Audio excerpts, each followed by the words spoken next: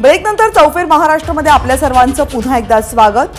Qatar या आखाती देशामध्ये भारताच्या 8 माजी नौदल अधिकाऱ्यांना फाशीची शिक्षा सुनावण्यात आली होती, पण आता त्यांची शिक्षा ही तुरुंगवासामध्ये रूपांतरित करण्यात आली आहे। हा तुरुंगवास किती वर्षांचा असेल हे अजूनही जाहीर करण्यात आलेलं नाही। त्यांच्यावरचे आरोप काय आहेत याबाबत कोणतीही माहिती कतार सरकारनं अद्यापही सार्वजनिक केली नसली तरी इस्रायलसाठी हेरगिरी करण्याचे आरोप त्यांच्यावर असल्याचं कळतंय।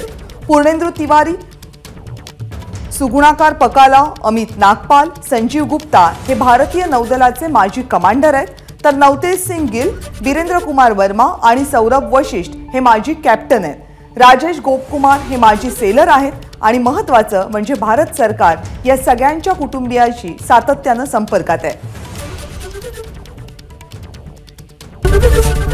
एबीपी माझा, उघडा डोळे बघा नीट।